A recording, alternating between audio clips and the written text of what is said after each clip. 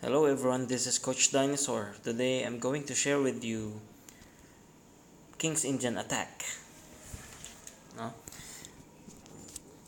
Well, King's Indian attack is the same as formation din sa King's Indian defense. Close Sicilian. Yan. Mga uh, it's more on closed and strategic opening, no? To attack the opponent using the king side, even though white castles on the king side, he uses this kind of setup, no? And then he let the opponent, of course, attack the queen side. Pwede rin yung opponent umatake sa king side para labanan yung King's Indian ng puti. And then maraming mga players ang nagpopularize nito. Of course, we know the world champion grandmaster Bobby Fischer, even the current world champion Magnus Carlsen also used this kind of opening. And in my college days, I also used this kind of opening thanks to Coach. Shoutout ko si Coach Ronald Bangkod, no? Siya yung nagturo nito sa College of St. Benil team. And then maraming mga grandmasters pa yung mga gumagamit ng King's Indian attack. And then today I'm going to show you ano ba yung setup ng King's Indian attack. Ano ba yung overview, no? Ano yung mga defenses na ginagamit ng itim against King's Indian attack. So normally it starts with E4, no? Here E6, and then D3, then D5, knight D2. This is a kind of setup na King's Indian attack. Pwede rin naman after D3, C5, or pwede rin na E4 and then followed by C5 and then followed by D3. Pagka E6, ganun na naman, no? Or pwede to knight F3, D5, and then knight BD2. This is a setup where is popularized by many players, even the world champion, no? Bobby Fischer, and even the current world champion. Now, maraming mga setup dito. One of the strongest, sasabihin ko muna yung strongest setup ng itim, no, against this line is yung knight C6, G3, and then bishop D6. Okay? We will go through with this line in my next video. Meron din naman na after this, may G6. Ito, medyo malupit din tong linyang to. And then of course, may mga tirang after this, knight, yung typical na knight F6, bishop G2, bishop E7, castling, and then B4. Yan. Yan ang isa sa mga labanan talaga to. White will attack the king side and black will push the queen side so that white might concentrate to protect the queen side. Pero syempre, it is going to be an all-war attack between both sides, no? And then may mga masters tayo sa Pilipinas na nakalaban ko, no? After E4, E6, D3, D5, knight D2, tumitira ng knight F6, no? Sa pagkatira ko ng knight GF3, knight C6 sila. Yan. It's a kind of line again na very popular nung college ako.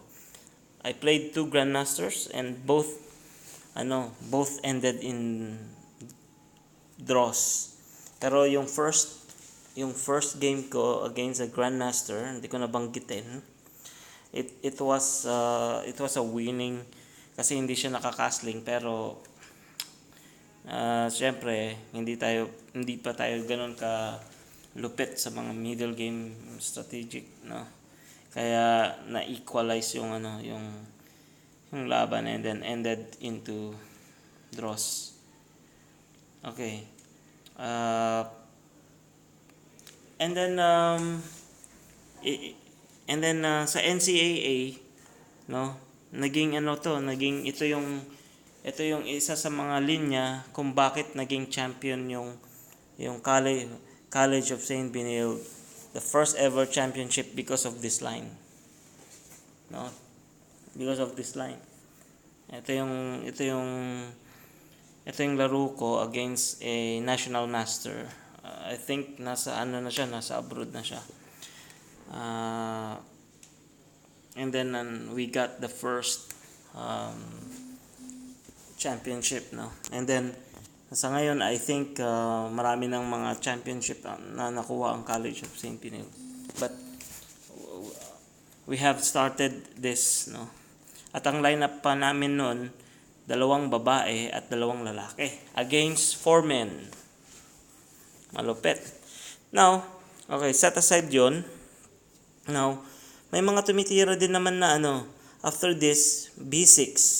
Ayan, may mga unorthodox na parang ginagamit nila yung mga Indian system din ng itim. Yan. May mga tumitira din na after this, no, may mga tumitira din ng G6. May tumitira din ng mga knight C6. Yan, mapag-aaralan natin. And syempre, pag-aaralan natin mainly yung pinakang main line, no. Meron din na after nito kumakain sa dito sa E4. Pag-aaralin din natin yan.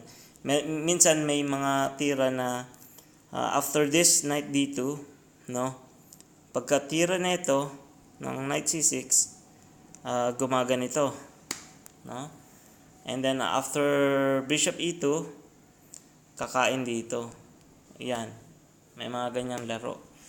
So of course we will tackle all that, no. Of course the main purpose nito talaga is really close line. May close line talaga siya na to the point white will play E5 later on.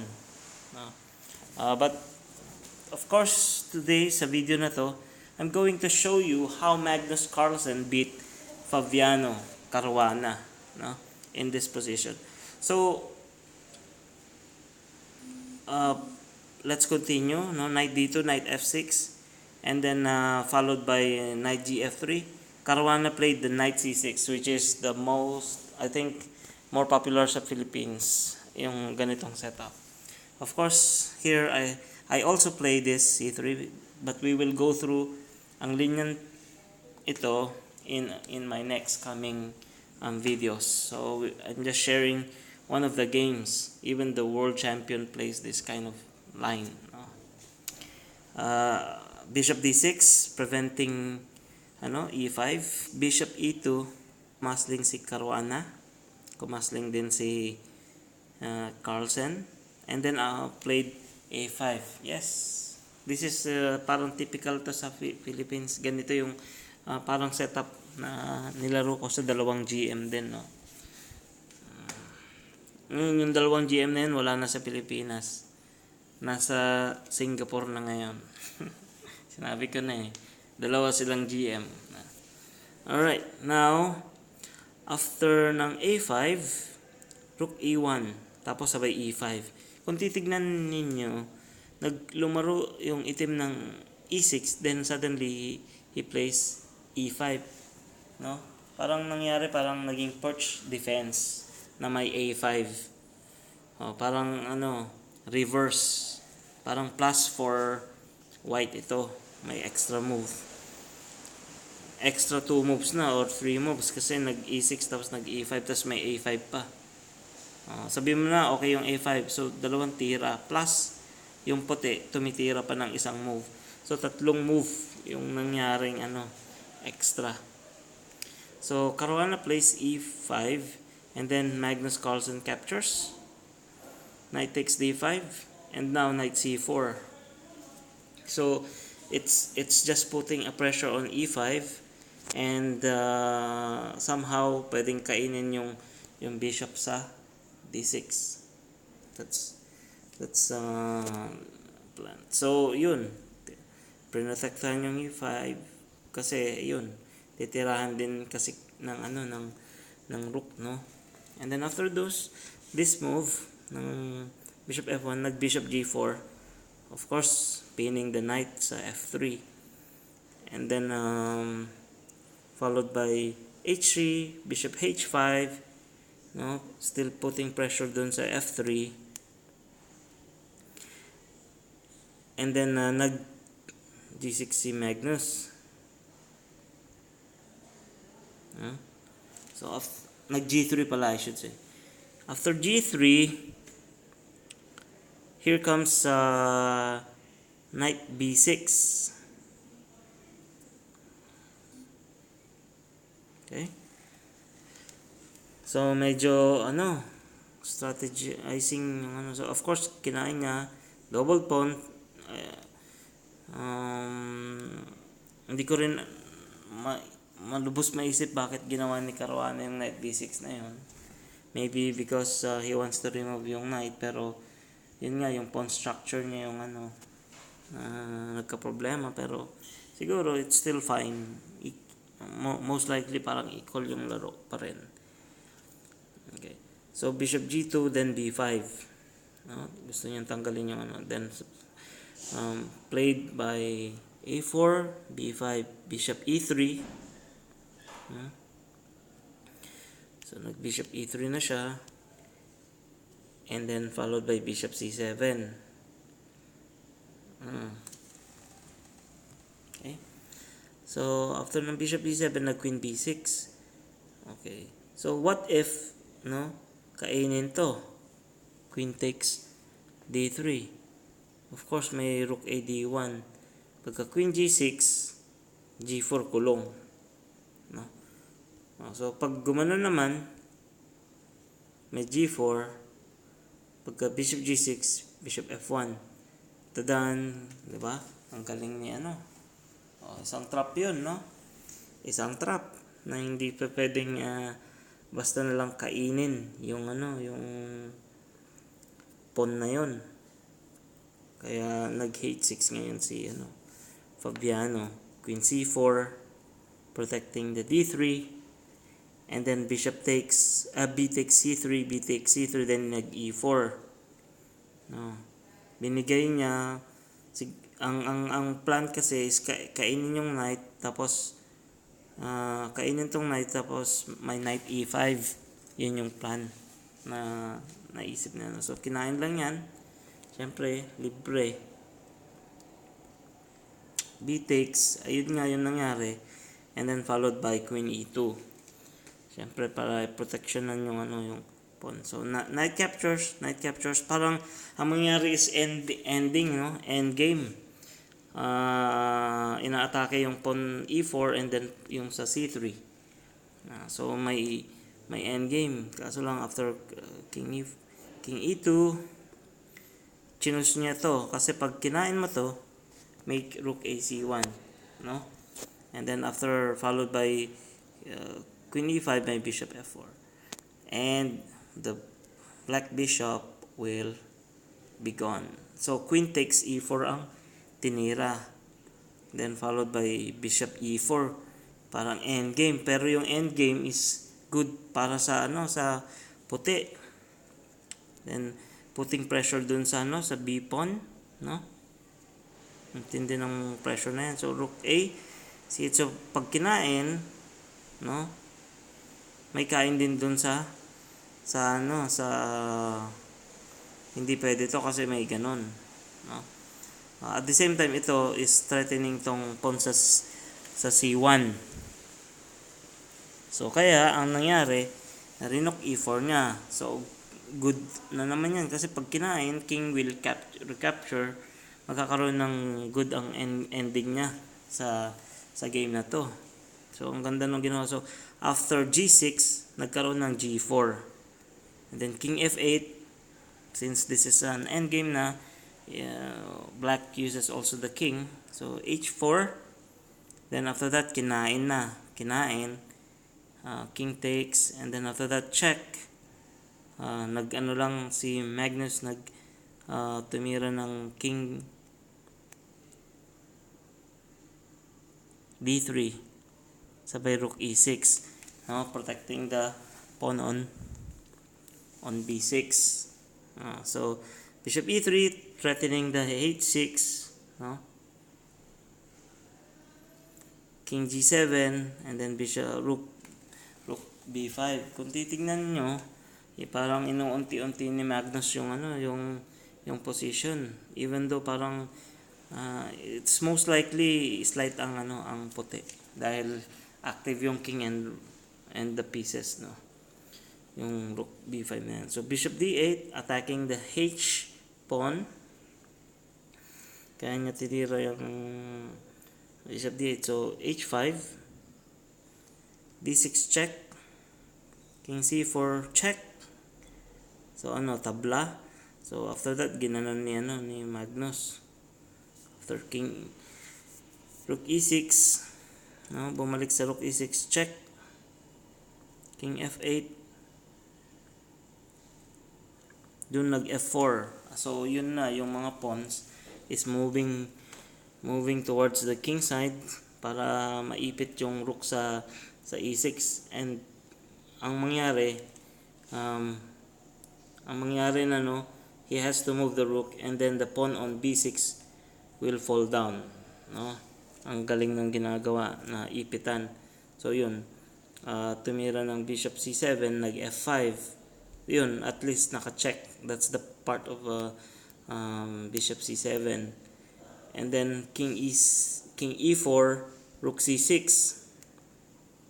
No, so that itong bishop na to hindi pa rin niya maiwanan itong pawn sa C3. So at the same time, para magalaw, so gumanon si no, bumalik. So he will divert doon sa H5, pwedeng kainin niya yung yung pawn. Sabay gumanon si Fabiano, king E8, no, ang lupit nung rook B1 king E8. So yun na nga, H takes, F takes, and then rook H1. Then ito ang ginawa, So ito, syempre mali yan dahil may capture dito, 'di ba? Talo. So okay yung tinirang king F7. Pero after that, no? So king F7 na yan, tumira ngayon ng king D5, threatening the rook. So nag-rook D6 ulit, king C4. So yun, pwede na kainin yung H6. Kaya kumain ngayon si Fabiano, kinain din ni Magnus, no? So ngayon, dehado na yung yung pawn sa H6 kasi pwedeng atakin na ng bishop, and he has to do something about it sa larong ito. And yung ginawa ni Fabiano after the capture is nag bishop D8. Wala na kasi siya may tira. And then after that, yun, end game, no? Hindi pwede kainin ng rook, of course. So bishop ang kakain. Pero after that, kumain din ng rook. Takes H6. So dito naging end game, no? Bishop D6. Bishop takes D6. King B5, king E6. Ayun na. Capture. Bishop D7. Kasi nga yung A8 is light square against a dark square. So may chance si Fabiano na itabla yung laro, no? Ang galing ng nung sinet up niya after king D7, no? Nag king D7 siya. Ngayon nag C4 ngayon. Bago niya kainin yung pawn. Nag king C6. Tapos kinain niya, nag-king B7,